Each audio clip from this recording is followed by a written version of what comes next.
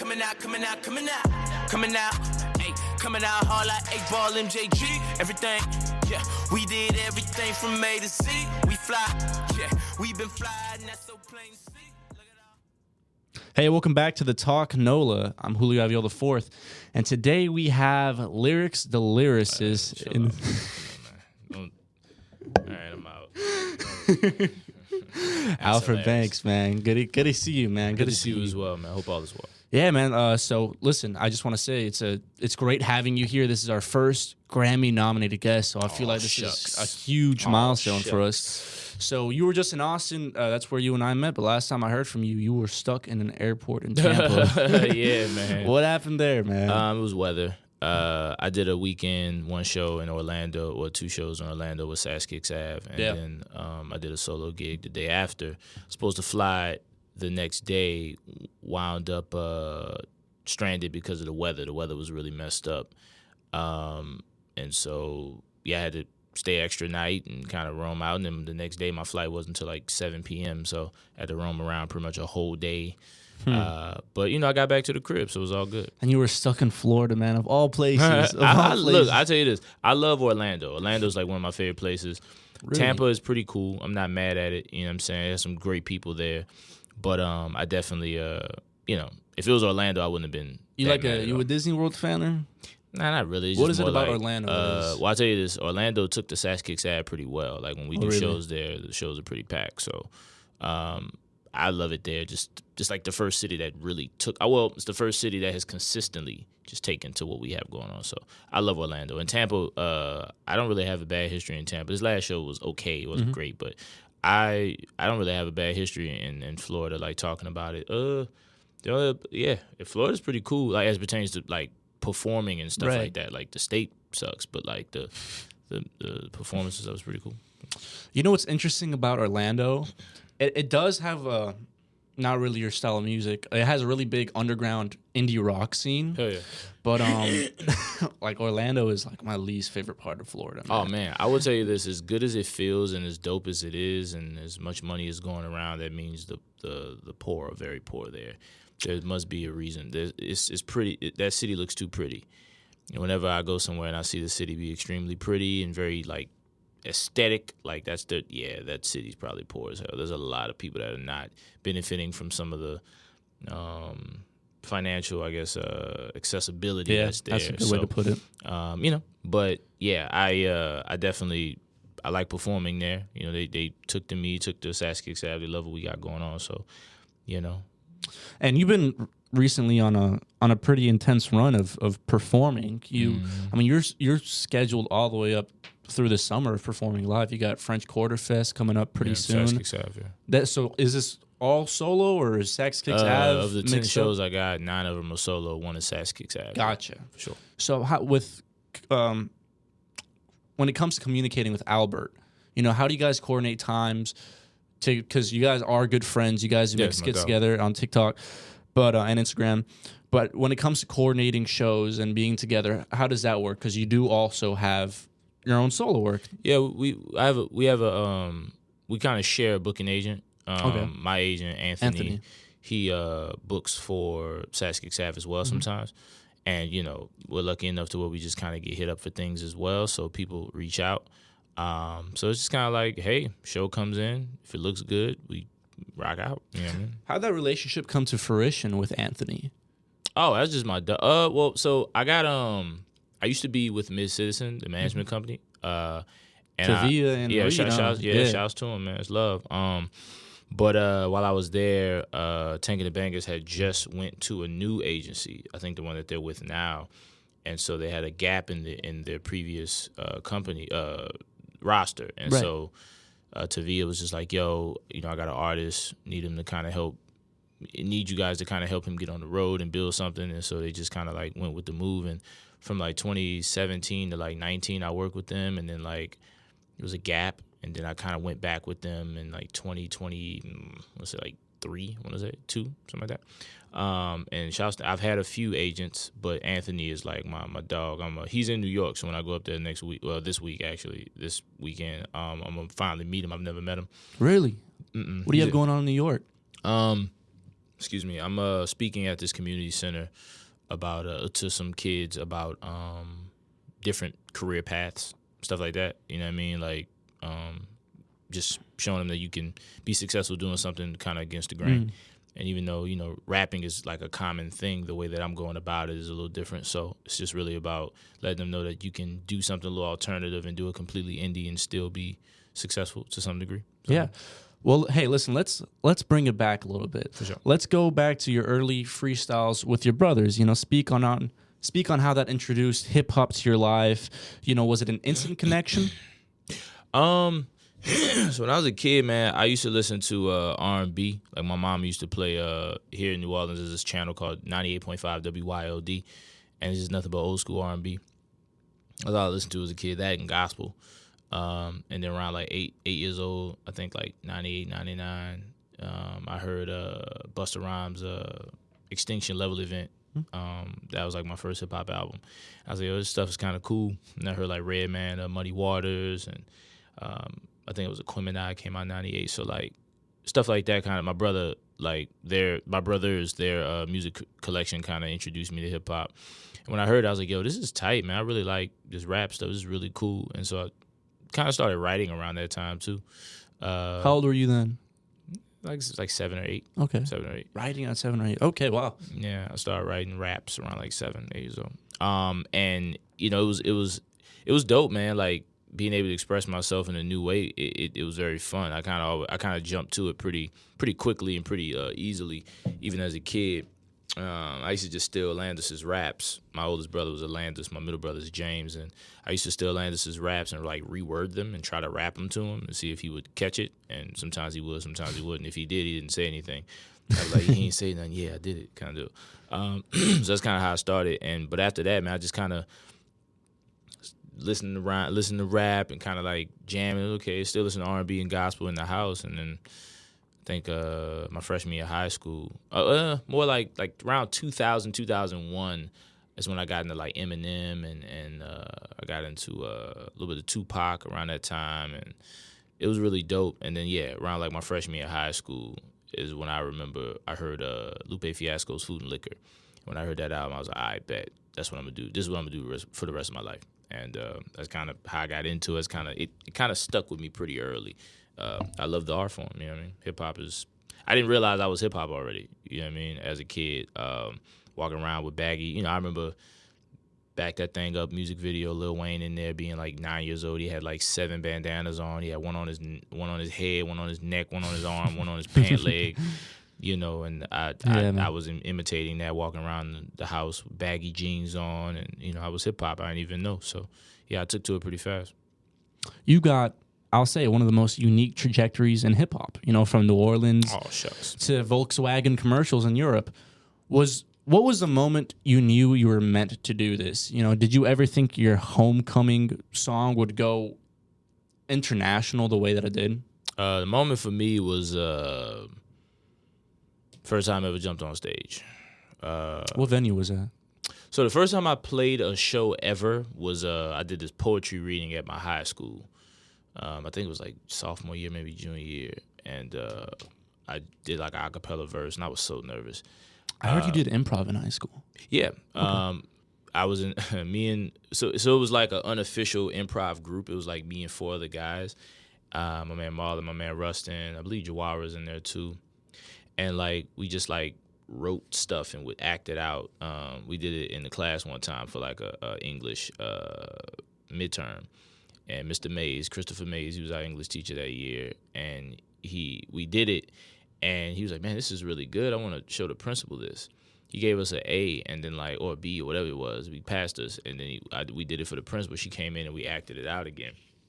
And she was like, yo, you guys are like really dope. So we wrote like a skeleton of what the story was, but we would act out the story. It was like about this kid who came to a new school, meeting new people, and then seeing a girl he wanted, and then like trying to like get her and having to get over obstacles of other guys wanting to get with her and stuff like that. And at the end he gets her. So we had that skeleton, but every time we did it was a different. It was different every single time. So like we did it in front of the whole school, and the school, you know, we did at pep rally, school loved it. So yeah, that was what that was, man. But for me, the moment and being on stage was infectious. I went to little known fact about me. I went to NOCA for a little while. It was like a little kind of school for gifted arts and stuff, and I got accepted in acting and singing, and I chose acting. So like I kind of took to that pretty easy too. I have a little bit of a sense of humor. Yeah, man. And so being able to kind of do that kind of prepared me for the stage. You know what I'm saying? So, but that's kind of like the first moment I knew I was like, yo, I'm really going to do this was like when I did my first concert, which is June 6, 2009 at the Dragon's Den off of, what was it, 435 Esplanade, right across from the Mint. That was the first time I knew. I was like, oh, okay, this is what I'm going to do for the rest of my life. And it was amazing, man, just that feeling of just having, like, the crowd in front of you just looking, like, what's going on. And luckily for me, I was 17 in a room full of 35-year-olds, and so I had to, like, really be hip-hop and be good, and luckily I was, and they liked it. So that was the moment I was like, yeah, I'm doing this for the rest of my life, for sure. Well, to speak on you being 17 with a room full of 35-year-olds, I mean, from the few conversations that we've had, you've always made it apparent to me that, the people, your correspondents, and the people that you would hang out with on the daily, they tend to be a lot older than you. Yeah, did that start then, or was that kind of a new introduction to being young in an older crowd? Yeah, when I first jumped in the game, any other than my crew I was with was this group called Fresher Peoples. It was me, my brother Caesar, who turned, he's my producer, was my producer for like 10 years, and a few other guys I was in the group with. Rest in peace, my man Raphael Sky. But like everybody else was like, I was 17, 18. Everybody else was like 29, 30. Because locally here in the city, the guys who were making things move, there was only maybe 2 or 3 like guys that were like my age. Everybody else was like grown up.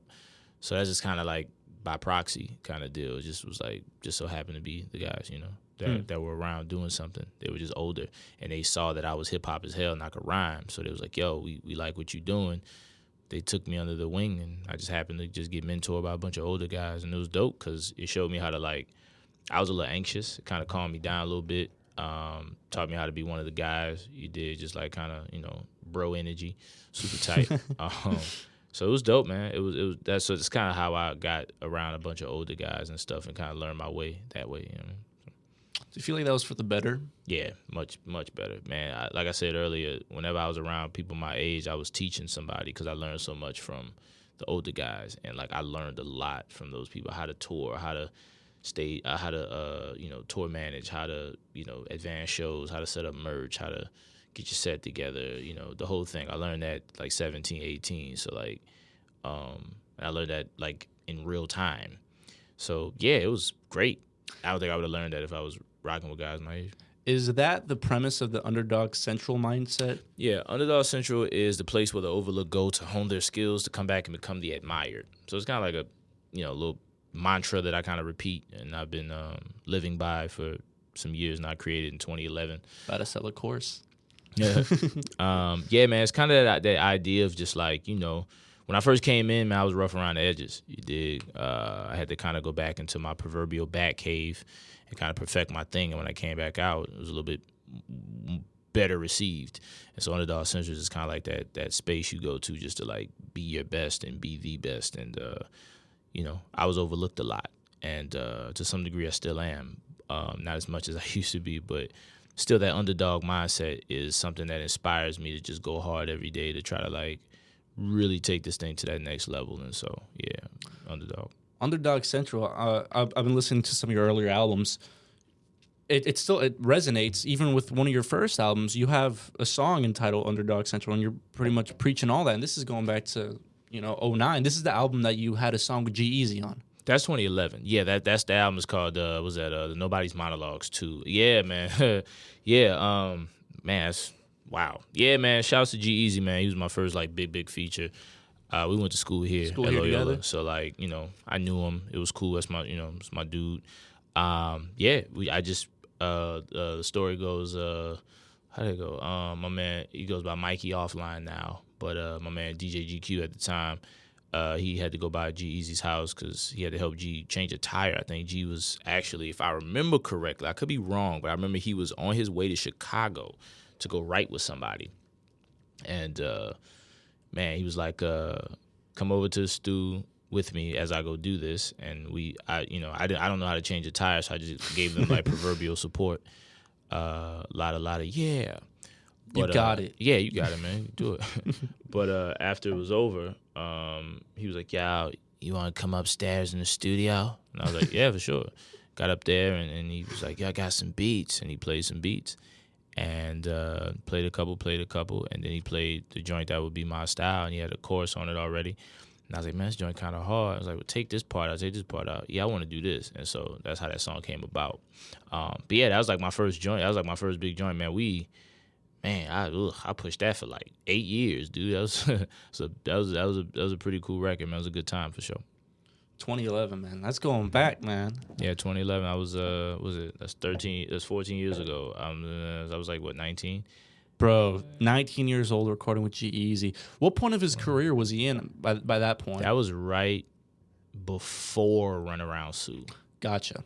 So Runaround Sue was like when he took off, but that was right before then. I mean, we had like a really dope conversation right down that hall where the y'all rehearsal space is. There used to be like a storage room. Okay. Had like chairs in there and stuff, and like I mean, we sat down. We had like a long talk. This was before he signed and stuff, and he was like, "Yeah, man, I'm lean into the girl records, bro. Like the girls love me, so we're gonna do girl songs." And he's like, "I'm hip hop. I love hip hop. I want to rhyme."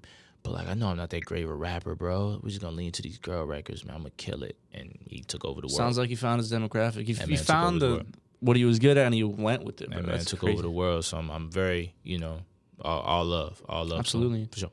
Are you guys still in contact with him? Nah, not really. I haven't spoken to him. He still follows me on Twitter or X, but, like, I haven't spoken to him in probably, like 8, 9 years now. Okay. But if I see him, I'm sure it'll be love. I'm cool with his brother. But, yeah, I haven't spoken to G in a minute, but it's all love, and I wish him nothing but the best, for sure. Absolutely. And talk to me a little bit about the song that we introduced this episode with. G-Wagon, man, yeah. I put that out in 2022. That's one of my favorite joints. Originally, I got hit up to make a song for a NBA playlist. Okay. And I made that song for that. If you listen, I'm making a lot of NBA references and stuff like that. But yeah, I made that song for that playlist, and then we put it out and did okay on the playlist. People checked it out. Actually, they didn't even accept the song for the play. They picked another song, which was hilarious. But I have this dope record now, and so I pushed it, and then something really cool happened a couple weeks ago, and so I'll be making that announcement officially probably April 4th. Nice. When the thing comes out. So yeah. And you have a lot on the horizon right now. You've hinted at a feature in a Jordan Peele movie. Is that correct? No habla inglés. Okay. All right. With that being said, but yeah, there's my song G-Wagon will hopefully be in some new things that are really, really big, and I'm hoping that we can make those announcements very soon. Sure. Gotcha. No, that's fantastic news though. You just been climbing, bro, and you stayed climbing the last 15 years. This year, August will make 16. Wow, man. Yeah, man, it's been a long ass time. It's been a very long time, but I don't know. I really like rapping, so like I was doing it before I was making money, and before like I had any notoriety whatsoever, and I'll continue to. So I really like rapping. I've watched so many people come and go, and just personally, you know what I'm saying, just like rapping, like I've seen so many different phases and sagas of different spaces, and just to kind of watch where things have kind of gone. And I'm still here doing stuff, and it's pretty dope. So I would hate to stop now. I feel like the ball's rolling. We got a little momentum. You're in too deep. Yeah, man. You're in too deep. As a great, yeah. Well, who were the first people to really believe in you? Were there any first collaborations or shows that were really pivotal for you? Oh man, my dog Slangston Hughes. He's a dope rapper here in New Orleans. Incredible father. Really, really dope guy. He was the first dude to really be like, yo, I like you, man. I'm gonna take you on the road with me. A group called Tiger Woods that we were a part of. He adopted me in that group, and we just hit the road. People like Marcel P. Black. That's my big brother. I met him in like 2010. You dig? My man Caesar, Chris Bunch, pretty much from 2009 to 2019, he produced everything. Literally 100% of everything I ever put out, he produced all of it. Wow. So he was the first dude to like really believe in me. K the Beast is a guy. He's an incredible rapper here locally, and He rocked with me pretty tough. He's the first guy I signed to Underdog Central. He just, pretty much any show I do, he does type vibe. Man, there's a few guys, man, that truly believe. I can't think of all of them right now, but there's a lot of guys who like truly believed in me and was like, yo, this little dude got something. You said truly signed to Underdog Central. What does it mean to get signed to Underdog Central? So like, there's no contracts involved. We don't have a lot of bread. Mm-hmm. All it is, hey man, I'm opening for Talib Kweli. You want to jump on my set? Hey man, I'm opening for Rakim. You want to jump on my set? Hey, Isn't it like a quid pro quo kind of thing? Well, really what it is just that's my brother, and I think K the Beast is incredibly talented, and so I just do everything in my power to make sure that people know his music exists, know he exists. Gotcha. And put him on. That's just my bro. We just so if you're in the Underdog Central circle, you're tapped in to your closest networks, and you're keeping them in the loop. Yeah, man. K the Beast is the first guy that like I truly like kind of got behind. Hey, yo, I'm just kidding. The first guy that I truly like. 4 interviews in a row. There's been a pause or an hey, yo. He was the first guy that I truly was like, yo, I'm a rock with you, bro. I think you're tight. Young. Hey, yo, come on, man. What's going on, B? No, I was kidding. And Young Delirious, man. Yeah. Young Delirious is like, the dude is like a hard worker. I've told him that like, his genre of music isn't something that I would dive into on my own, but the boy got a level of work ethic. Oh yeah, and I've toured with him, and he has it, bro. Like he has the look in his eye, and I don't see that in a lot of guys. There's a level of I got that. Like there's a lot of guys who are young and they wanna like be successful and they'll make the music, but there's a lot of the other stuff that they'll do, but they don't really want to do. He wants to do it just as much, if not more, than make the music. And I think that's the key. And so I really like Young Delirious. And I think about 3 to 5 years from now, we'll be looking back saying, man, I remember when. I think he's going to be huge. I truly think Young Delirious is going to be huge. That dude is just, every time I get around him, I just get hype. I'm just like, because he reminds me of me when I was 17. Yeah, it's just like, damn, man. Like, I say stuff and like, I caught like we did Texas together. We did Dallas, Fort Worth, San Antonio, Houston, Austin, and man, just like on the ride in between the cities, man, we're talking, and like I'll say something out the side of my neck. I was like, man, you like hockey, right? You should like, I don't know, reach out to some minor league hockey teams and send me music and see if you can play halftime or something. I said that out the side of my neck. Man, when that run was over, he sent me like, yo, man, I sent email to like 5 different hockey teams, and I was like, wait, what? When did I say that? Oh, I did. Oh, what? Like stuff like that. Mm-hmm. I put him in a room. I'll never forget. I put him in a room. The first time I was like, oh yeah, I rock with this guy. I won't call him kid. You're a grown ass man, but I rock with this guy. I remember serving the military, man. The grown ass man. Yeah. But I remember when I had my homie David Lopez came down from the Midwest. He's from Milwaukee, and he came down to New Orleans and did a show. And I remember the show was small, it was light crowd, but I brought K the Beast and I brought Young Delirious. And I was like, yo, this Young D, I was like, yo, it's my man David. He's the guy that books shows and he's like a touring artist or whatever. And I just walked away and I actually left because I was tired. Let him do his thing. And man, the next day that boy had a show in Chicago and Milwaukee. Like the next day he had 2 shows booked in the Midwest. I was like, damn, nigga, that's faster than me. And he's humble, bro. He's very humble. Super, super tight. So I have nothing but positive things to say about him. I think that dude is gonna really pop. And same thing with K the Beast, man. K the Beast is one of the most talented guys I've ever met. So that's pretty much my inner. That's it. Those 2 guys. Yeah, I mean, like, K the Beast I've been rocking with for well over a decade now, and Young D I've been rocking with for like about a year and a half now. And he started off working your merch table. Literally, man, I did a forum here at Loyola, and he ran up on me, say, bro, I'll work your merch if you need it, and I was like, all right, because what people don't know is I'm like a one-man band. I set up, other than my agent, which, he does about 71% of my booking. But, like, I reach out to people. I lock in the show. I advance my show. I set up the tour schedule. I do the travel. I get there. I set up my merch. I work my merch. I do my sound check. I sell my merch at the end of the night. I break down. I settle up. I jump in the car. I book the hotels. I do all that. So if there's any space where there's one person that can help me with one thing, I'm like, yes. You know what I mean? Yeah, man. I'm an octopus. And sometimes it's mostly by design. At this point, like I've been thinking about trying to figure out ways to allocate people to help me out with things. But I'm also like very nervous about giving up, like, I don't say the range, but I'm weird about, because I think anyone that does anything can agree that no one's going to do it the way you would do it. And so instead of trying to be up someone's neck or down their throat, being like, yo, you need to do it the way I would do it, don't worry about it. I'll just do it. You know what I mean?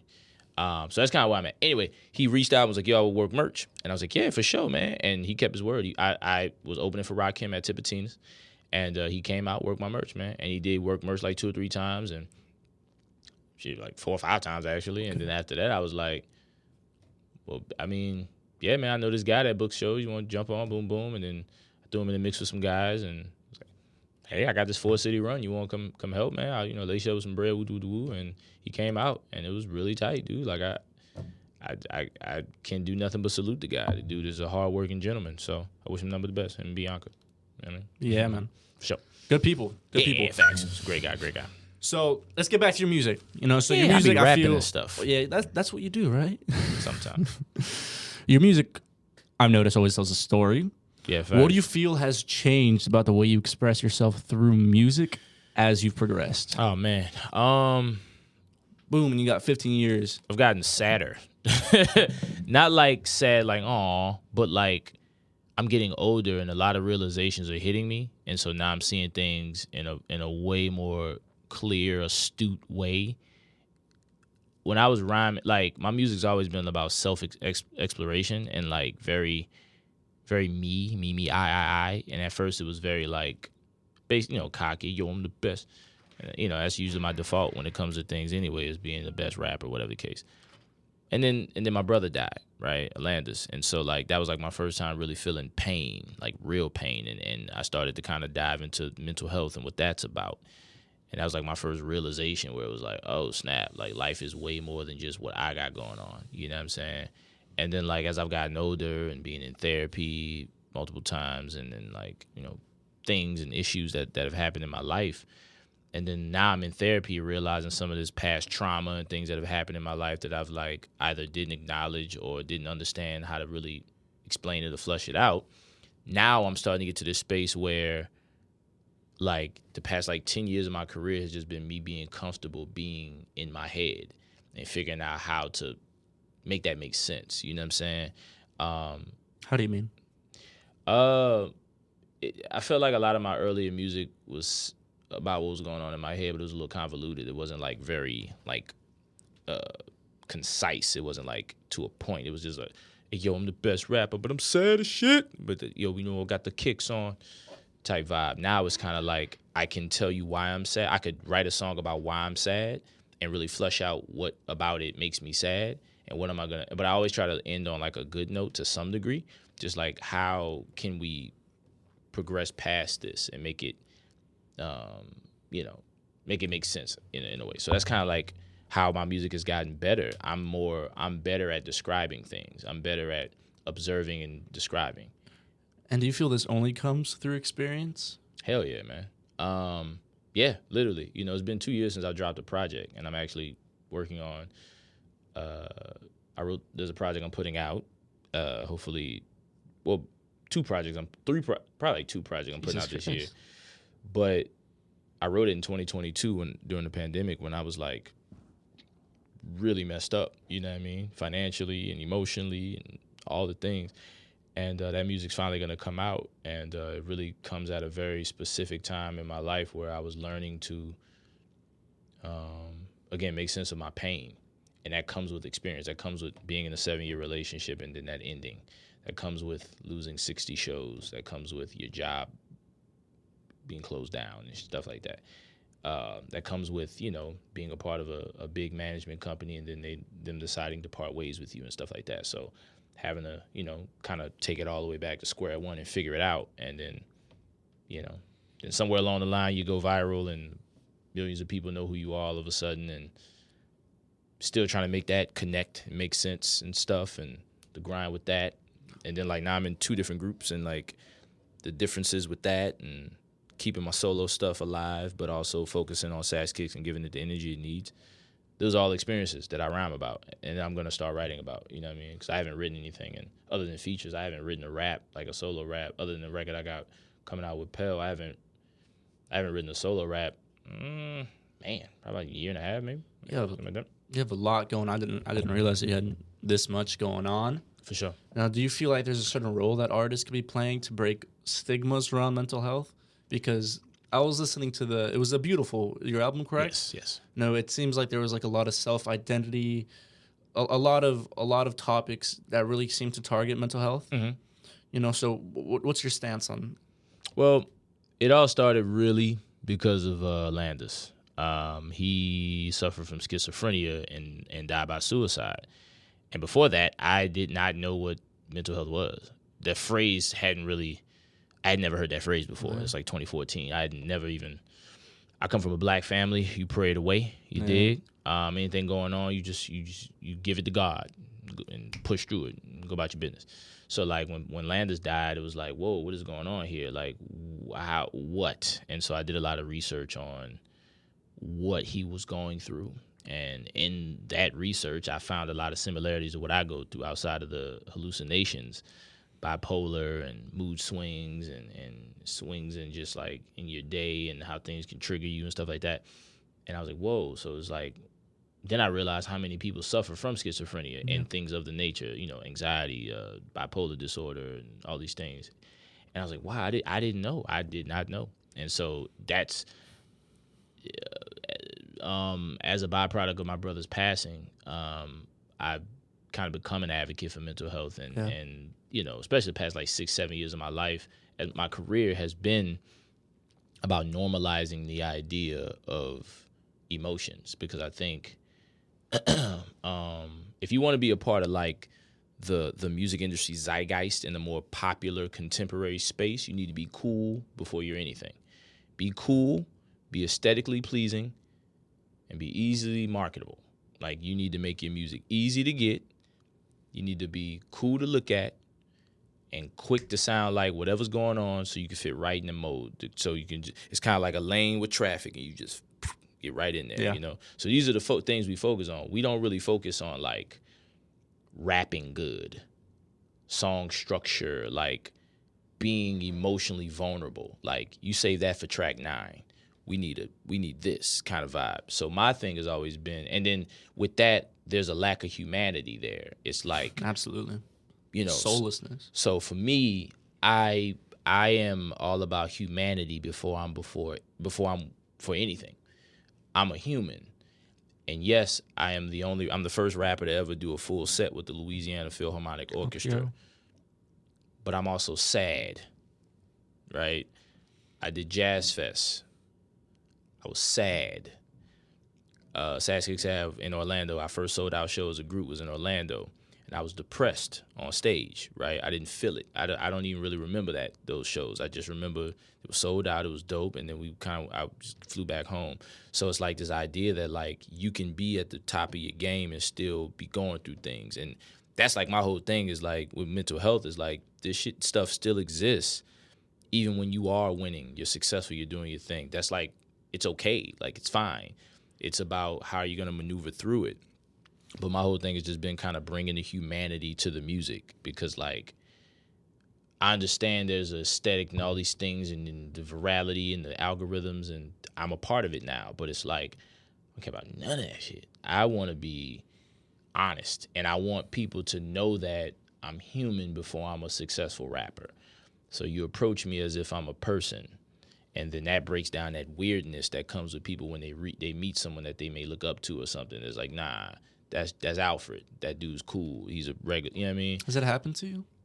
Yeah, it does, man. I do get people that are, you know, I'll be walking down the street. You ask anybody, if they're on the phone with me 4 or 5 times, somebody like, yo, Banks was good. I asked my yesterday, yo, dog, I follow you in Sass Kicks Ave, man. I love what y'all do, man. Y'all are amazing, bro. Hey, man, you kill it, man, type vibe.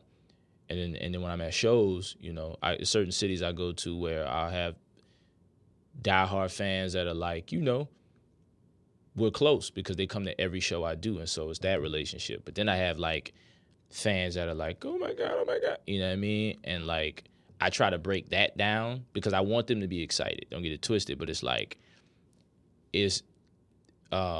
don't do that. Don't, you know what I mean? Like, do you tell that to them when they're acting all enamored? You know, the thing is, like, not in the moment. One thing about me, anyone knows that, like, if I usually answer the DM, and I talk to about 25 to 35 people a day on my DM, just building relationships with people.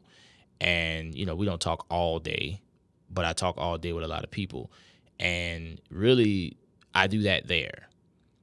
You know, very happy that you love my music. I'm glad, you know, but always remember that we're all humans and, you know, type vibe. And they go, okay, cool, man. And then just the way I approach it, the way that I handle myself, I hold myself, I'm not, the people that see me doing what I do, they hold what I do in higher regard than I do. This is like my job. I understand what I do is cool, but I don't live in it. It's not my everything anymore. Did you always see it as just a job? No. It was my identity for a very long time. I figured that out in like 3 years. Wow. Like 2 years ago. A lot of learning came from these past few years. years. Yeah, for sure, man. Therapy, dude. Therapy and like losing a lot of things that I cared about and you know, meeting beautiful people that have they became my crutch and emotionally, and they let me get things off my chest that I really needed to get off. And from there I learned and grew. To be just completely honest, like, I didn't like myself for a very long time, man. And like, all I had was rap. Like, I leaned into rap because if I had a mic in my hand, I felt like I was something. I felt like I was important. Yeah. I felt like I mattered. Without that mic, I was a piece of shit. So like, if I didn't have a mic in my hand, it was like, what am I doing? What's the point? Yeah. And so that's where your identity came from for the longest. And so like, now through therapy and having people in my life that are like, you're more than that, I've learned that like, oh man, I do bring value outside of rap.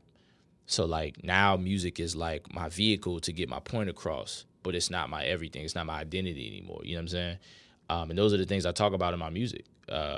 Again, bringing that humanity to this thing and knowing that what I want to do is make it regular. That idea that like every person that you see on TV goes through this. They go through imposter syndrome. They go through self-esteem issues. They go through all of these things. Just because they're where they're at doesn't mean they're not human anymore.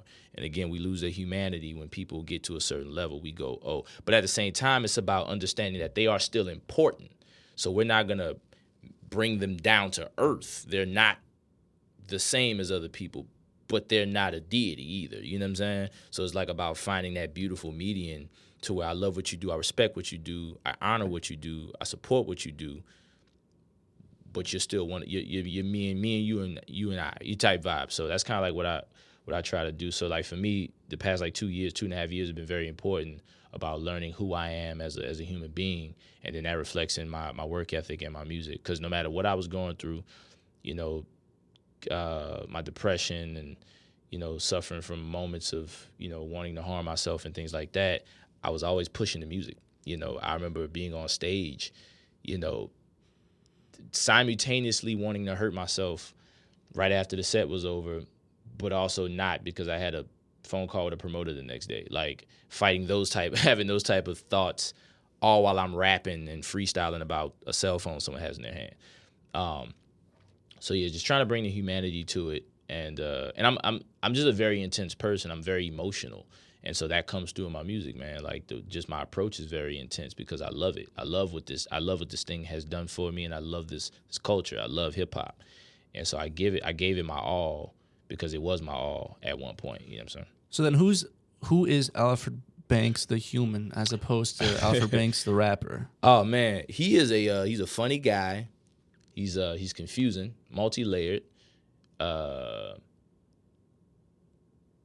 He's weird because he'll be deep, and then all of a sudden he'll be extremely like Like he'll talk at length about something, and then for like 20 minutes, and then you ask him another question, like, you know what I mean? like he's just multi-layered. There's a lot to him. Very multifaceted. He has about 100 Punisher comics. That's actually really cool. I know. That's actually pretty cool. That's a little no. Nobody really. Yeah, no. I have a lot of Punisher comics. He loves sneakers. And he likes to laugh, man. He just likes to laugh, and that guy definitely wants people around him to be refreshed after they experience a moment with him. You know. What's his mission?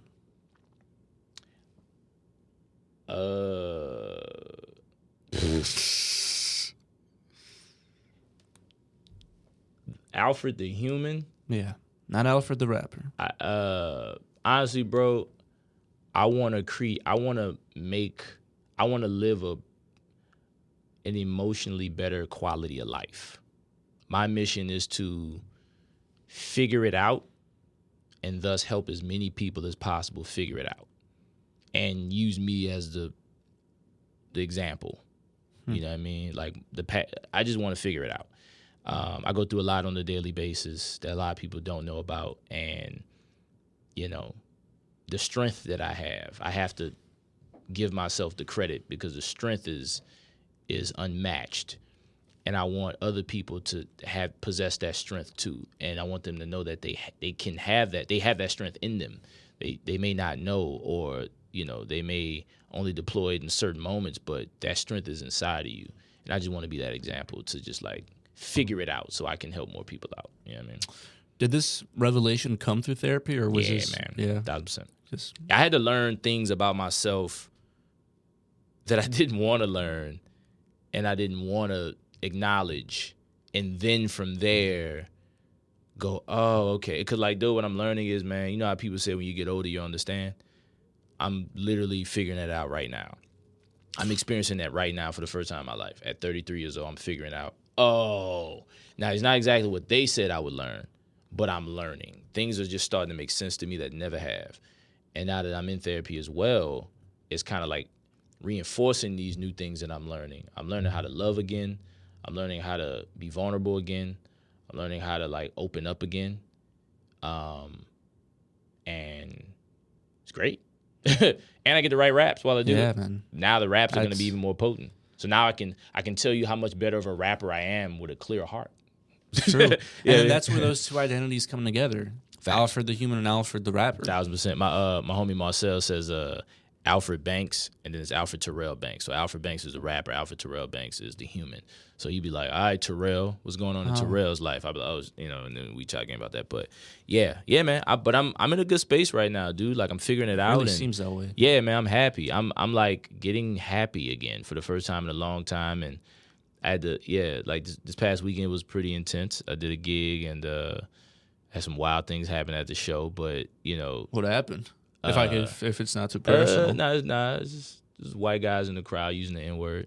Oh, and what? It was wild, and I wanted to like, because when I get approached with energy like that, I want to like put hands on niggas, but I can't because I'm in a city I'm not from, and I'm dolo. I understand. And then also the dynamic of that making me feel like a bitch because it's like I want to.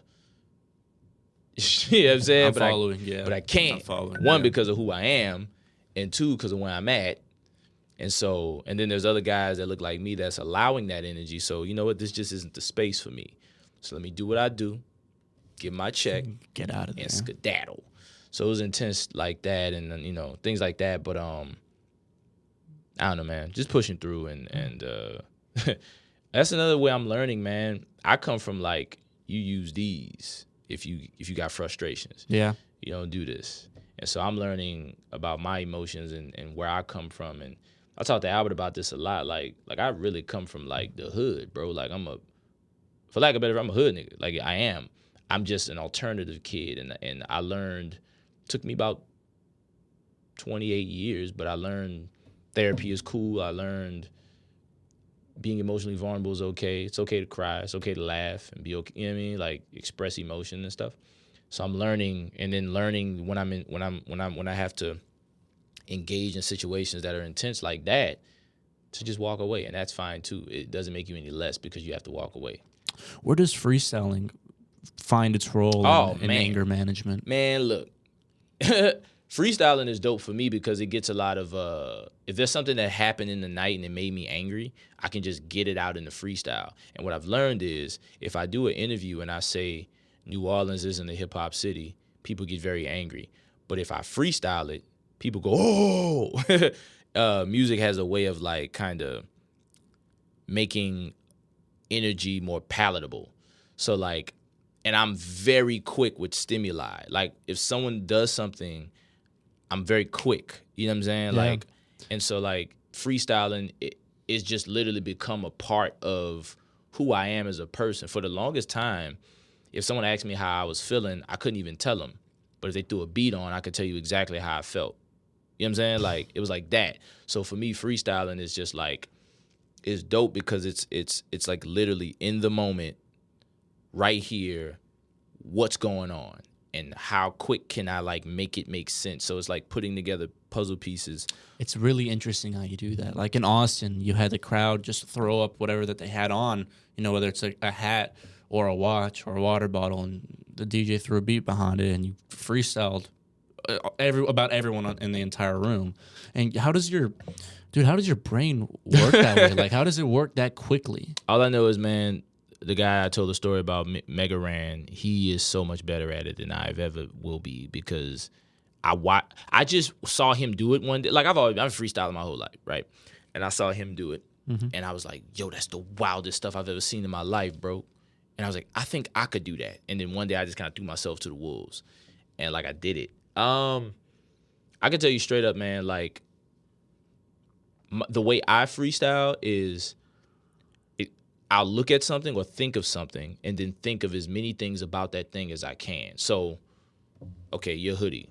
Yeah. It's green, yellow, has white outline. It's a state. And then I started thinking, what is Vermont known for? I don't know what they're known for. Maybe like apples or some shit. I don't know. I don't know what Vermont is known for. But like it's in the Northeast, right? That hoodie is green, yellow, white outline. It's a state. So now I'm thinking, all right, word. And you should know who I be. Vermont's a state. Ain't that the one that's shaped like a V? Got man, you should know I'm a beast. That's the state, the smallest one up in the Northeast, next to Rhode Island. I'm trying to see. Got my wallet filled with a whole lot of green, the same color as that. They ain't fucking with that. Like a porcupine, you ain't touching it, black. And I do it all night. Shine bright. I'm yellow, but outlined in white. The flow is so tight. Like whatever. Like right, that's just BSing. But like, just it's like break it down. Yeah. Because like that's a way that I can like get away with like I can get real concise, but like some of it is a little fluff and it kind of gets you to the next thing. But it can give you wiggle like, room. Yeah, I mean, so it's like okay, so like I grew up as a punchline rapper, so my whole thing is like, what's something I can say to make them go ooh, because once you say ooh, that gives me room to like think of the next thing, you know what I'm saying? So it's fun to break stuff down. It's fun to freestyle. I really enjoy doing it. I will say like the whole stuff up thing, I think that's coming to an end. I'm not gonna be doing that too much longer. I know Sass Kicks. Once I showed Albert I knew how to do it, he was like, well, that's just what we're doing for the rest of it. I'm like, God damn it. But like on a solo tip, I think I might retire that. But so a lot of people don't know this. If they've seen you like even at Forum or with Sass Kicks Ave, but you're a really good singer. Oh, you could sing really well. I'm not trying to flatter you. Thanks, man. Listen to me. I'm not trying to flatter you. Don't smile. You're a good singer, man, and I like the way you riff at the end of your songs with your vocal. Thank you. With your vocals, I do enjoy that. But I started singing. When did you start singing? When I was like 4. Oh, okay. I was a singer before I was a rapper. Oh, again, I went to NOCA and I went for singing and acting, and I got accepted. Oh, in that's both. right. And I sang Usher's "You Don't Have to Call." And that's how I got in NOCA. It's a good song. You should check it out if you haven't heard it. But it's a big song. But yeah, I sang before I rapped. My mom has an incredible voice. My mom is nuts. She used to sing on the radio in the 60s back when she was like 10 and stuff. You started off in church? I was in church. I didn't sing in church. Mm-hmm. Singing publicly was like a scary thing, and it still is. I get so scared, man. So I sing with my eyes closed. If you No, notice. really? If you notice, like I did not never noticed that actually. I sing with my eyes closed 75% of the time. Yeah, wow, it's very nerve-wracking for me. Walk me through your first Grammy nomination. Walk me through your mindset, bro. Okay, so I gotta say, shouts to Jonathan McHugh. You know, he reached out for me to be a part of a song with the New Orleans Nightcrawlers. They had a song called "Smooth Like a Pelican," and they had an album that they were working on called "Too Hot to Handle." And they reached out to me, Hot Sizzle, Pell, my man E.T. Doe, and it was Jonathan's pretty much brainchild. And wow, we made that song. I did not know this. And that song was the lead single for that album, Too Hot to Hold. And the album got nominated for a Grammy, and we were on the lead single. And I was like, oh, snap. I was like, does that mean I have a Grammy? He was like, yeah. I was like, oh, wow. Okay. And, yeah, that was dope. How was that in comparison when you saw your Sax Kicks Av videos were starting to go viral? Is it an equal comparison? Nah, it means something. They're both intense, and they mean something different to me. Because the Grammy thing, that's something that, like, it's like that was on my bucket list. Mm-hmm. Like, I want that. Now the next thing is to get a Alfred Banks and or Sax Kicks Av nomination, like a you know what I mean, like official. Like we're in the liner credits for sure, but I want like Sax Kicks, Alfred Banks, like in the joint. The viral thing is something I never thought would happen. I've gone viral before, but it was always for like some BS. Like I went viral going back and forth with like some right wing conspiracy theorists. Mm-hmm. Her name was Tommy Lauren. I went viral going back and forth. How recently was this? Oh, it's like 2018, 19, something like that. And I went viral. I was on this other podcast platform. Shout out to my guys, and I said something to the extent of New Orleans isn't a hip hop city, and that video went viral locally, and people were very angry with me. Oh my god, that's like the worst thing you can go viral for in New Orleans. Yep, I know. And everybody has something to say. Don't engage in hip hop, which is funny. But anyway, that's a whole other thing. But the viral stuff with Sax Kicks Av was so dope because I'm rapping. I'm not going viral for doing cartwheels off the back of an elephant and then landing in a split while eating a banana. You would probably go viral for that. I'm sure I would. Yeah. Nah, dude. What if you did that while you were rapping? You think that's possible? Well, first of all, I can't do a split, so we just fractured the whole idea.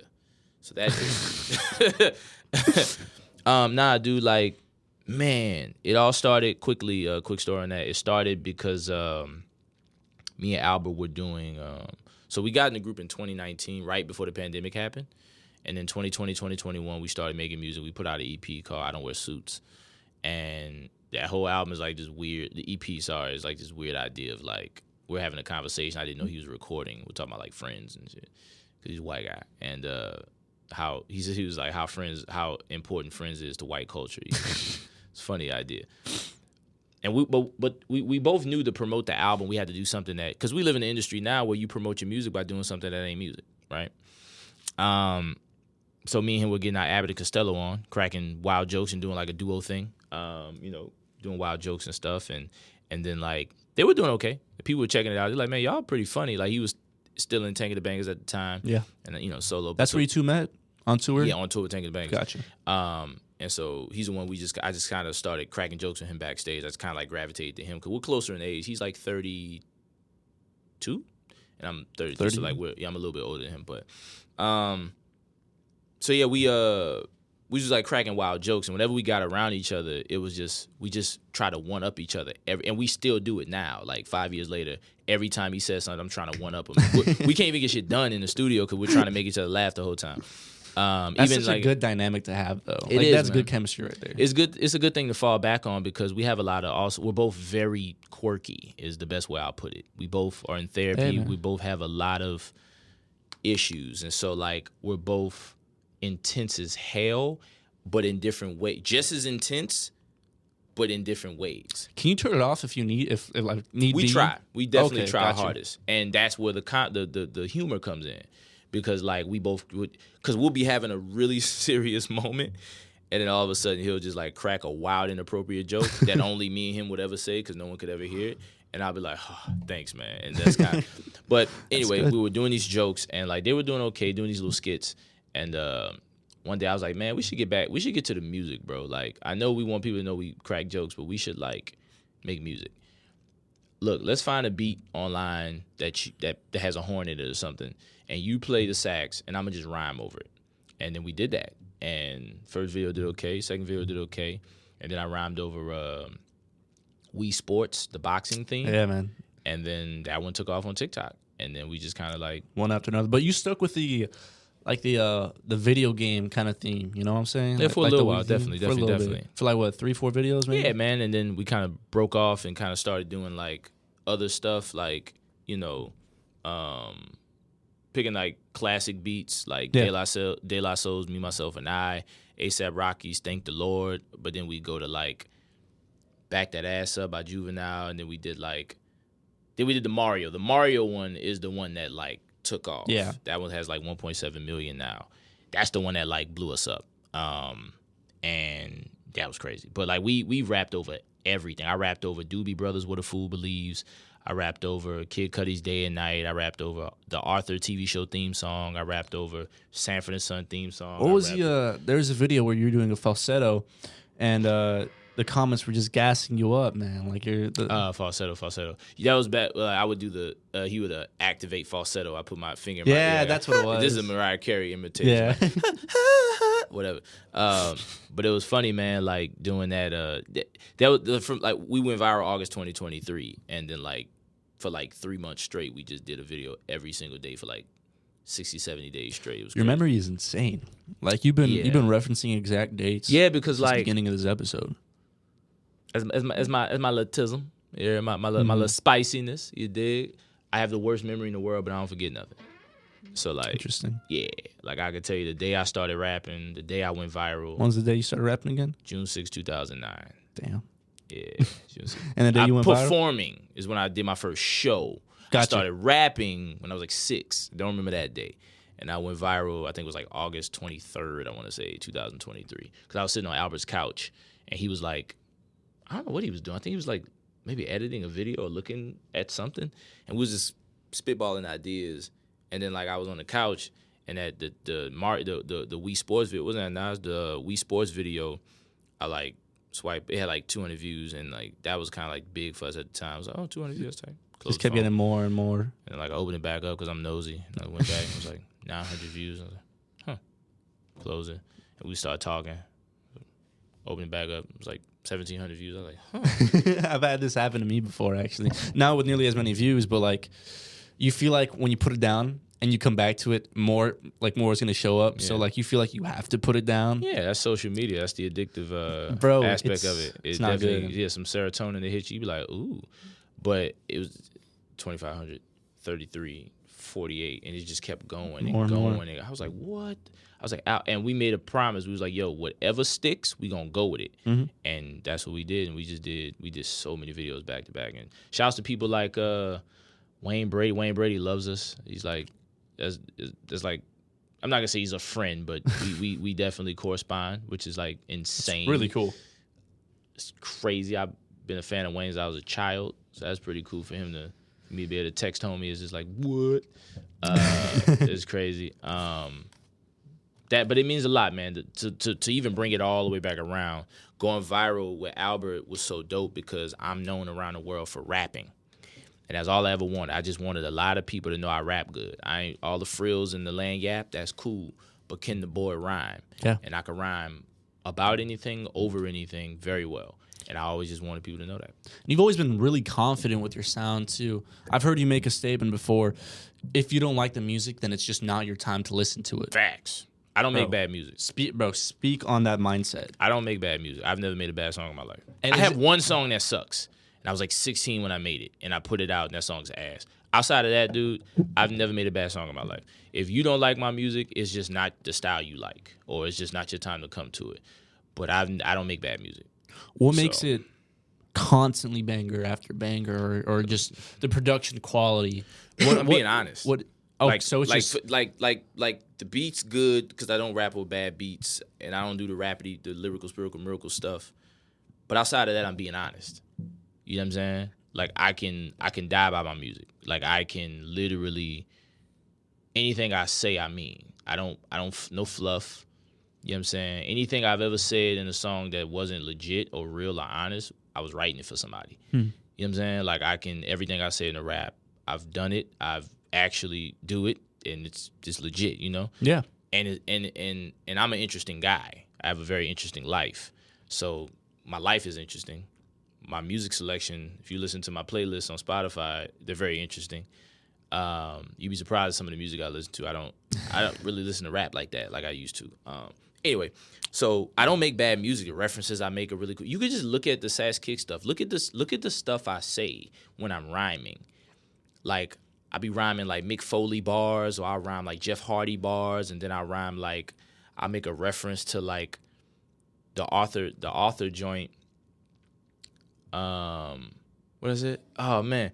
Let's see if I want every day when I'm walking. You said Author? Yeah, the TV show. You should watch Arthur as a kid? No. Arthur. Yeah, Arthur. Oh. Every day when you're walking down the street. So I rhymed over that. Okay, cool. And I'll be walking down the street, but nowadays I can't. It was the summertime when we went viral, so it was like, nowadays I can't because of this damn heat. So look, I'll come back pretty much when summer's over because I'm feeling the sun's exposure. And I say, hey, giving me the blues. I'm with the smoke, but not when it's coming from my shoes. Let's hear it. You had to say it. I don't remember the. Make someone new then, bro. You're the freestyle guy.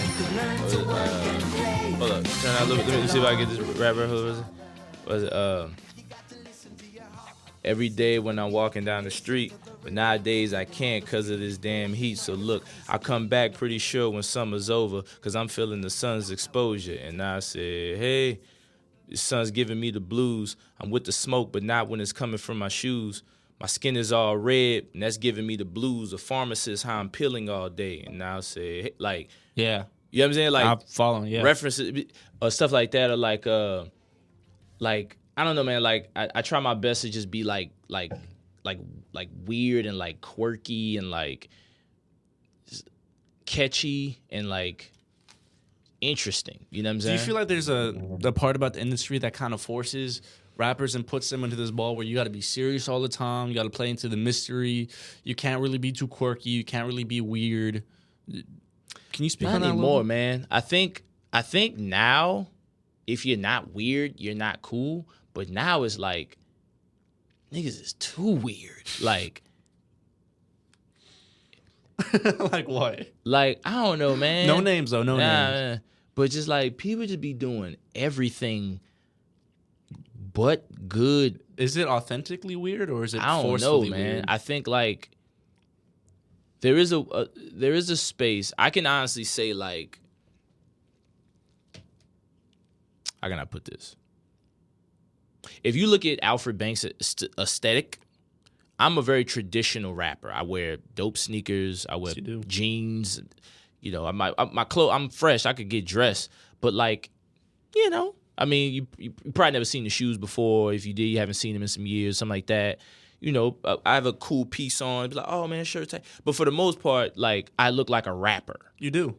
So like that type of thing can get lost in the sauce. Yeah, man. Because even though I am me and there's no one like me, there's a bunch of guys that fit that aesthetic. I think now, like, people lean into, like, weird for the sake of being weird because they want to stand out, not because that's who they are. You know, I think, like, a lot of the people that are just, like, just funny and just, like, gross and weird looking, I think if you saw them outside of the phone screen, they don't look like what they project, right? And I think like it's because they want to stand out. They want to catch in the algorithm, you know. Like I'm lucky enough to where I rap so good because our Sass Kicks Av stuff going viral. The weirdest thing you see is two dudes with their hair in a bun. One dude has very short shorts on, and this other dude has a deadpan face.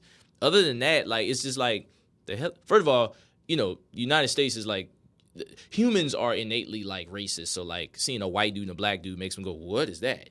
What are they about to do? You know what I mean? But like, and then you go, oh, this dude plays the horn like a mug. Oh, this boy rap like a mug type vibe. So it's like talent that brings us together. But it's not weird though. it's not like weird. There's nothing weird about it. It's just like, it's smart, it's astute, but it's not weird. I'll see people, like, I'll look at you and I'm like, what do you do? Like, I don't even know the style of genre of music like you do. Like, and it's not weird in a good way. It's just like, it's like you're purposely taking this genre of music and then mashing it with this genre of music, but your aesthetic look says this genre of music, but then you look like it's like, what are you doing, bro? Like, none of this shit makes sense. Like, it's just you're being weird so you can catch on. And so I think actually, man, we're just in this space where it's just like nobody knows what they want to do anymore. Nobody knows how to truly just be unique and be themselves. Has it always been easy for you to be yourself? Yeah, man. It took me a long time to, like, even outside of like learning to find out who I was outside of rap, I've always loved my ability to, I've always just like, if I could look in the mirror after doing it, I'm doing it. And I only do stuff I can look in the mirror with myself. So like, I'm coming from an honest place. I don't bullshit. I don't do nothing I don't want to do. I can live with that. Yeah. And so like, I've always been comfortable with who I am and what I bring musically, because like I stand behind it 100%. One, because I made it, and two, because I know it's coming from an honest place and I could live with it. You know what I'm saying? Like, I make stuff that I can live with. So, yeah. And I want to ask you, you're the first rapper, as we mentioned earlier, to do a full set with the LPO. Facts. What was the biggest challenge translating hip hop into that environment? Scary. The biggest challenge was keeping it hip hop. Mm-hmm. Orchestra is very lush, very big, and it doesn't always like translate well with hip hop. So I had my man Twiggity. He came through and played the drums on the songs to give it that bottom, because orchestra stuff is real lush and it's pretty. It's not like, it don't have that bottom, it don't have that bass, that feeling. You know what I'm saying? So I wanted to make sure that the stuff I did with that had that bottom and it was still hip hop. And Quiet as It's Kept, we're mixing the album for that project now, the live album. So that'll be out before this year's out. So wow, you got a lot, man. You got stuff lined up. Yeah, it's kind of weird. I'm all over the place with the music. I don't know what to do. I'm one man, so I don't really know how to do all of this stuff. No, I know exactly how to do it. I don't know what to do right now. I have you remember Aiden that worked here? He was an engineer that was here. Worked here. He was a student here. He graduated Last year, I think. I think I know him. So he was an engineer here. I think Aiden McCaff is his name. But we have an EP together that we recorded in 2023, I want to say. And I just got that back from him the other day. So that's 5 songs. Oh. I got an EP that I've been sitting on that I'm finalizing. It's called Yestermonth, and that's gonna come out at some point. It's like 6 songs. I got the orchestra album, which is like 8 songs that's being mixed, and I have a single with Pell. So the next thing I got going is I have a single with Pell. It's called Get Back, and that's probably dropping the end of May, I want to say. So yeah, I have a lot of music, man, and I'm trying to figure out how to do it. With everything that you have going on, how do you establish, the line between priorities between each project? It's just Yestermonth is my baby, because like that project was written around the same time that One Guy Standing By Himself was written. So I wrote it when I was sad and depressed. Some of the best. Oh man, when I'm sad, it's lit. A lot of good lyricism. Oh, it's lit. It's so lit when I'm sad. And speaking of lyricism, man, speak to me about lyrics. Oh man, I miss that kid, man. Yeah, I miss him because it was honest back then. It was honest, like, and it was pure, and it wasn't all the frills. It wasn't his job, But was it that Albert? I'm sorry, not Albert. Alfred, the human, and then now you're finding your way back to him.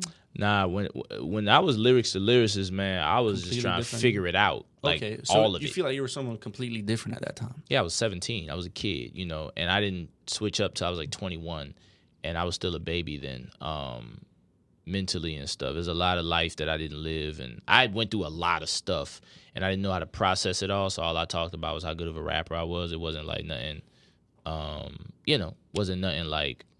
I mean, I said some things, but it wasn't really nothing with really had no meat on his bones. You know?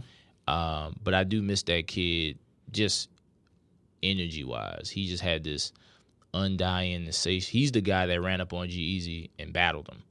When the first time I met him, I challenged G to rhyme. He was like, "Well, I don't want to do that." And I just kicked the verse to him, and as he walked away, I was rapping in his ear, like, "Yeah, you're not about to get away from these bars." How'd that go? That was stupid, and it was a terrible idea, and I'll never do that shit again. Well, you ended up having a song with him, so you might have had an impression. Nah, but I miss that kid, man. He definitely approached music with a very innocent heart. What do you think he would say if he saw Alfred now? He was just like, "Dude, what?" You think so? Because, like...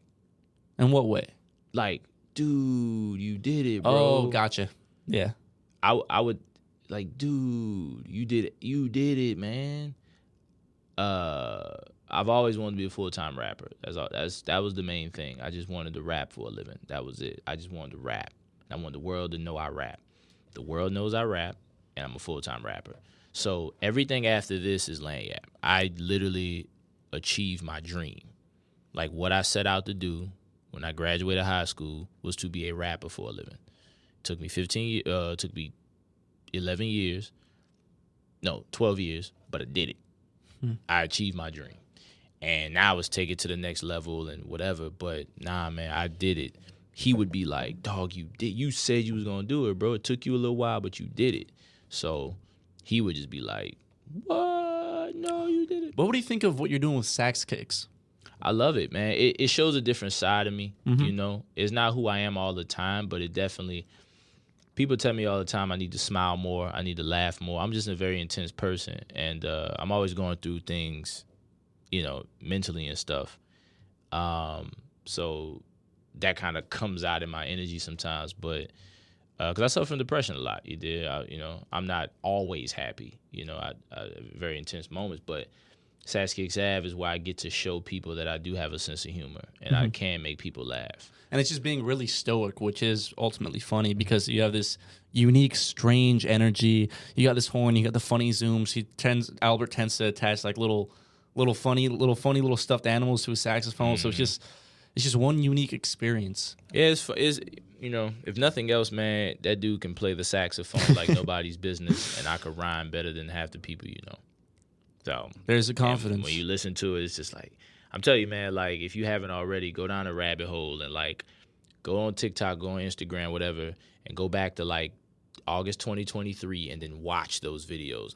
Dog, I rap, like, the Seinfeld theme song, like, I rhymed over, like, I'm telling you, like, there's bars there, man. There's bars that I forgot I wrote that are just like, man, this is nuts. Now, you and Big Freedia, with Sax Kicks Ave on your latest album with Sax Kicks. Yes. You guys collaborated on a song, correct? Indeed, man. The song is called Trying to Get Down. It's the remix. So how did the collab come together? Well, Albert being with Tank and the Bangas, Tank and Bangas and Freedia have toured a close gazillion relationship, times, yeah. And me being on Miss Sis, and I've toured with Freedia a bunch. And so, Freedia rock with me pretty tough. That's my dog. And Freedia loves Albert. So, we just reached out and was like, "Yo, Freedia, man, we got this record. We love for you to jump on it." And gracious, beautiful soul that Freedia is, they came through and they laced us up, and the song came out and it's doing very well, and people are streaming the hell out of it. Our album is called Terrell Charbonneau, and it has 187,000 streams on it right now, which is just intense, and people are streaming it and sharing it, and it's just nuts, man. Like, that song is really dope. People are really enjoying it. And certain songs are sticking. We're doing shows live, and people are singing certain words. So it's like, that's all. You're doing something right then. Yeah, man. People really like it. So I wanted to ask you, being recognized by Offbeat and Gambit as best hip hop artists, does this validation mean anything to you? Yeah, on a local level, it does. I ain't gonna lie. I had this idea in my head that I wasn't ever gonna get my just due. Mm-hmm. If you watch my documentary, I say in there, because it was right before we went viral, so I was I felt like I was at this wall in my life where I was like, I wasn't like getting through. I was stuck. And I said, like, I'm not going to ever get my just due. And when I'm gone, I want people to go back and be like, man, he was special. Damn, I wish he could. Legacy. Right? Like, man, he was something. I should have tapped in when he was around. And those awards kind of gave me like a little bit of like, nah, man, we see what you're doing, and you're doing it very well. And that made me go, oh, thanks. Because, like, I needed that on a local level. You dig? Now it's to do national things, but that really does mean a lot to me because, you know, I used to flip through Offbeat magazine, and to be winning an award from them is tight. And then I was on the cover of the Gambit. Yes, you were. And so to win an award with them is just like, what? You know what I mean? The documentary seemed really vulnerable and intimate. You know, you open it with, you know, the crowd is cheering for you. You're about to get on stage, and then you take the stage, and then it pans to you picking up a food delivery for DoorDash or something. Yes. Was there a message that you were trying to convey with that juxtaposition? Yeah, man. That's my life, you know. That's always been my life. Like, I did Voodoo Fest in 2017. I opened for Kendrick Lamar. So Miguel, crazy, man. And then, like, the milestone. 2 days later, I clocked back onto my job at a smoke shop selling bongs. You know what I'm saying? I don't know you worked at a smoke shop. How was that like? For 9 years. It was cool. It was dope, man. Like, you know, that job allowed me to tour the world. You know, it was a very flexible schedule, and I'm very grateful for that job because it allowed me to, you know, be gone for a month and a half on the road, figuring out the bumps and the bruises of touring, and then having a job to come back to when the money ran out, you know, so that was pretty cool. But yeah, nah, dude, like, that was my life. And, you know, I'll tell you, I definitely won't get super personal here, but I'll tell you there have been shows even recently where I'll get a terrible phone call 5 minutes before I go on stage. And then I have to go on stage and entertain like 1,000 people with like pain in my heart. You know what I'm saying? And that's my life, that juxtaposition of like, you know, playing Jazz Fest and then the next day delivering burgers. Like, that's just how that goes. You know what I mean? Yeah, I made money from the show, but the way being an artist is set up is not consistent. You know what I'm saying? Sometimes you'll make a little bit of bread this month and they'll be like, oh, I made quadruple what I need to make this month. This is great. And then that will have to take you through 3 months. You know what I'm saying? So you have to do what you got to do. And I'm lucky enough I don't have to do it as often as I used to. You know what I mean? But still, like, it's just that grind. And to answer your question, what I'm trying to convey is there's a level of humanity that comes with this thing that, like, people seem to forget. Shout out to I Still Appreciate You. I've toured the world. I've opened for some of the biggest artists on the planet. I've had albums chart on Billboard, iTunes, and I still deliver burgers sometimes because that's just how life goes. And there's no shame in it because I still will play Friend Quarter Fest in a couple weeks, and I'm still going to New York to go speak in a, you know what I'm saying? Like, it's just life, you know, and that's just what happens. So that's pretty much what the idea of the documentary was.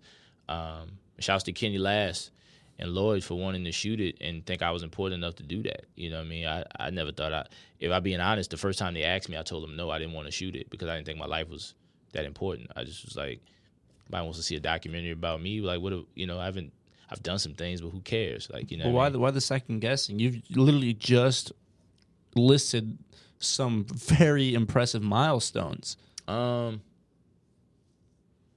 don't know, man. I just felt like nobody cared. And that's more of a projection. I don't think that's the truth because I did that documentary release party and we had 200 people show up. That was the biggest crowd I've ever drawn in New Orleans. And so, like, I'm wrong. You know, your name is still talked about on campus? Yeah? Yeah. That's tight. You know, now, I'm really walking into who I am. I'm learning in real time how to be known. I've literally, my entire career has been me fighting from a deficit. You know what I'm saying? And so now that, like, the world knows who I am and, like, people know me, it's still new. So I know it's a thing, and I know I'm not a nobody. You know what I'm saying? Like, the way I felt pre that documentary and how I feel now is different. Like, I am somebody, and I am going to get my just due.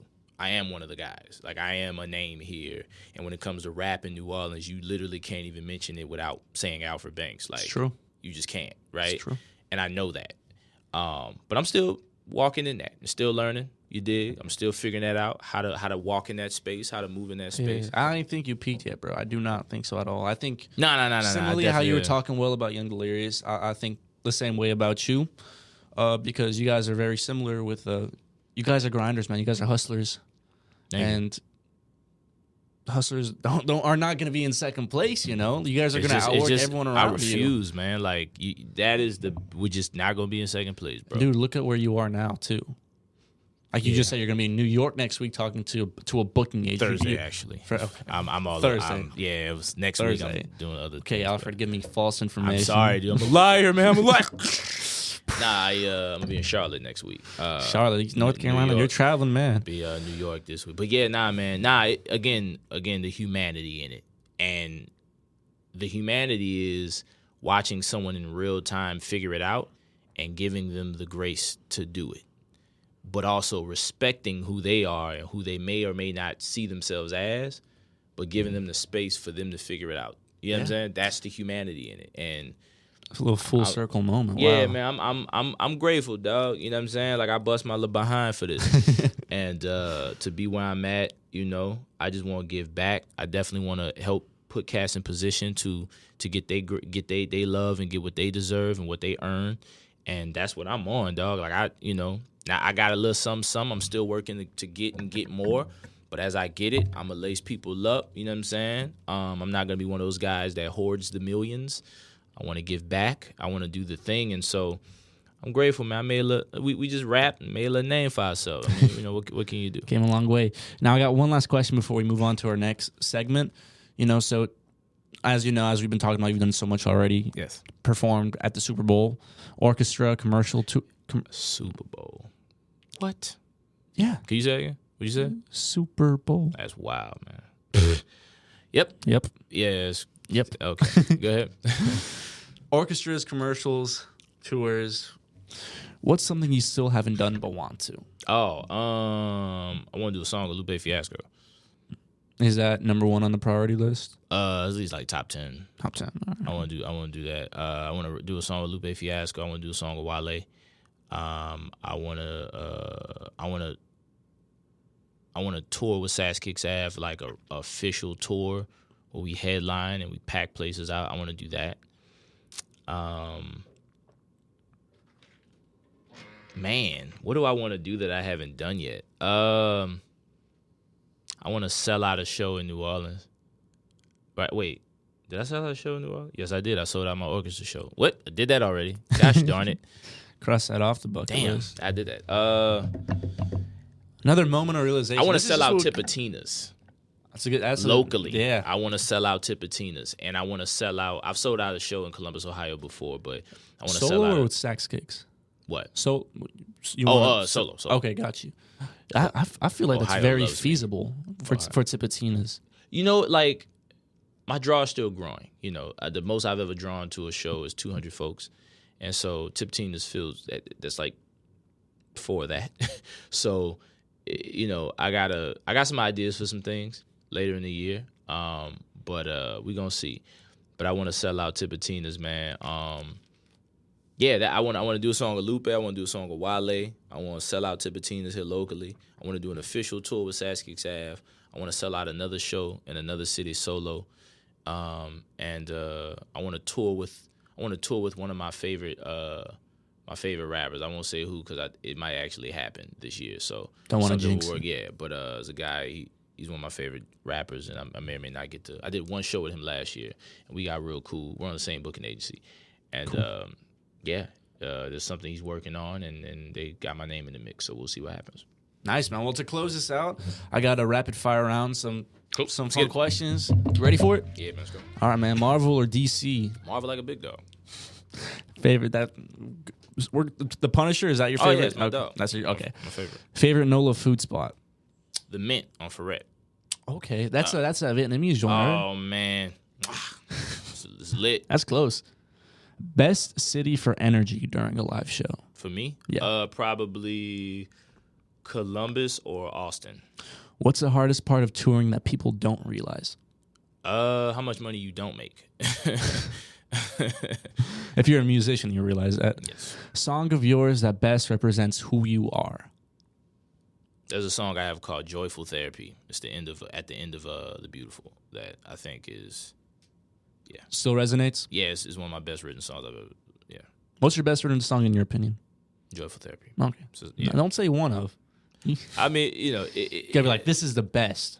"Joyful Therapy," because it means a lot to me. Yeah. Excellent. Biggest celeb you met on tour? On tour. Damn. Oh wow. Okay. What have I toured at? What have I been? I met. Oh man. I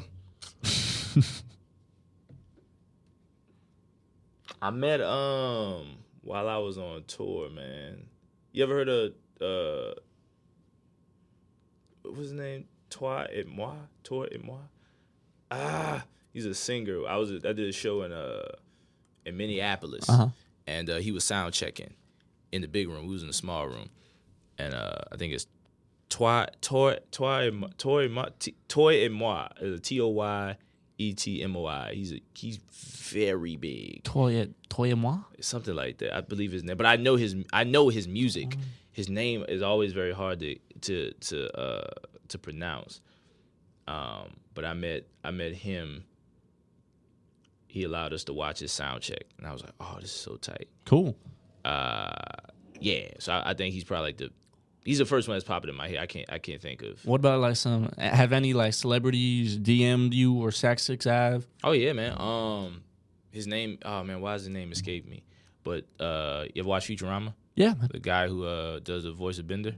Oh really? He's a huge fan of ours. Yeah. That's awesome. Him, Wayne Brady. Who else has DM'd us, man? Man, we do it. Old Spice.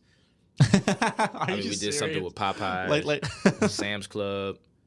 No, what? Yeah, it's kind of crazy. Wow. No doubt. Wow. If your music was a dish from New Orleans, what would it be? Oh wow. Probably jambalaya. It would be jambalaya because there's a lot in there.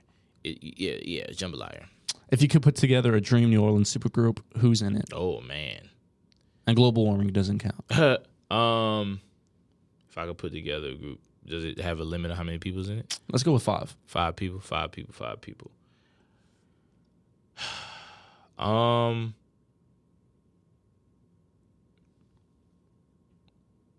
Alfred Banks. That's 1. I need hip hop, so I'm gonna do Pell in there because he's wicked with it, man. Different. Yeah. I'll probably throw who from New Orleans? Ombre. Okay.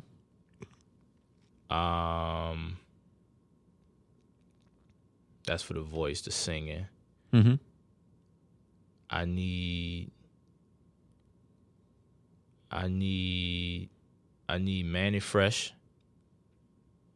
I need Manny Fresh for the beats. I need Manny Fresh. I need Ombre. I need Pell. I mean me. I need one more. I need for star power. I probably put PJ Morton in there. Wow, nice. That's a solid lineup. Yeah, man. I think we'll sell some records for sure. Would you rather have your entire life narrated by Morgan Freeman or have a custom theme song that plays whenever you enter a room? I'd rather have Morgan Freeman narrate my life.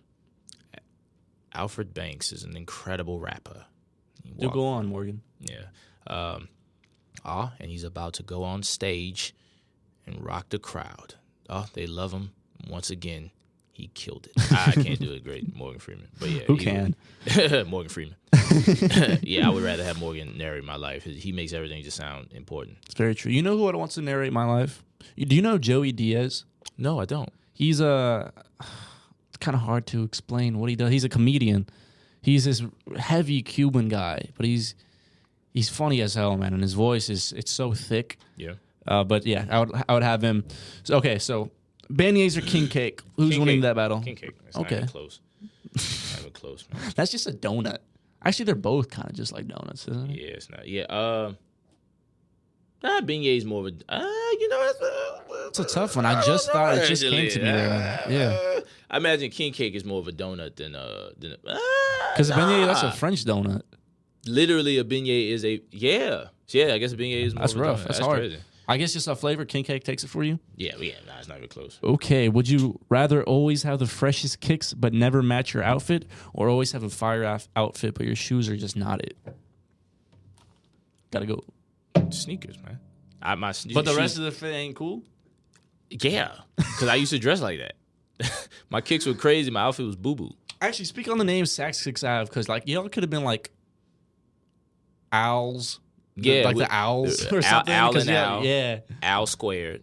Those are the. What is this? Those are names that we went with. Okay. We were like throwing around. Oh, gotcha. Owl and owl, and owl squared. Those like the first, the two that I always remember. But Saks Kicks Ave, he plays sax. Mm-hmm. I like shoes, and we both live on streets. Makes sense. That sounds simple enough. I thought it was like a play on like Saks Kicks Ass. No, but it's just Saks Fifth Avenue. That's just hitting me right now. Yeah, that's just very interesting. Saks Fifth Avenue. Very interesting. I remember like we was just throwing names around. And it was kind of like, okay, Saks Kicks Ave, Saks Kicks Avenue, Saks Kicks Ave. Yeah, because you play sax. Yeah, sounds good too. It looks good on paper too. Also, man, it's very hard to pronounce, so that's always fun. Saks Kicks Ave. Yeah, you'd be surprised. People, you think it's a mouthful? Nah, people. Hey, yo. Nah, I'm just kidding. No, not to me, bro. Nah, people literally cannot say our name. It's so crazy. Maybe now because we're a little bit more known. Yeah. But like in the beginning, dude, like Saks Kicks Ass, Saks Kicks Avenue, Saks Kicks. It's like, bro, it's like, dude, Saks Kicks Ave. Is it? But yeah, that's the name, and it was we wanted something that looked dope on shirts, looked good on paper, and it's original as hell. You type that in, we are the only thing that pops up. No, I agree. And it doesn't sound like we're trying to be like the Moody Wind Boards or something like that. It's just like Saks Kicks Ave. So. All right, man. One final message to the people. What is it? Coming from the heart.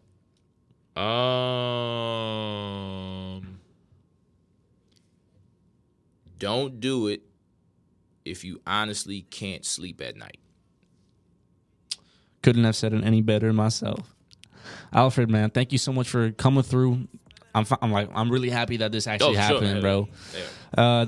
Where can people keep up with what's next for you? You can follow me at Underdog Central, UNDERDOGCENTRAL. That's everywhere. UnderdogCentral.com is the website. For Saks Kicks Ave, you can follow us SAXKIXAVE everywhere. SaksKicksAve.com is the website. And just go on Bands in Town and search Alfred Banks. I'll probably be in the city near you somewhere. I appreciate you for coming through. Hey, yo. Again. Yeah, man, I got you. Again. To everyone listening, stay locked in, keep chasing your passion, and we'll catch you all next time on The Talk Nola. Yes, sir. That's a wrap. Yeah. Call them AI, I don't even need practice. Yeah. Hey, so I'm in that.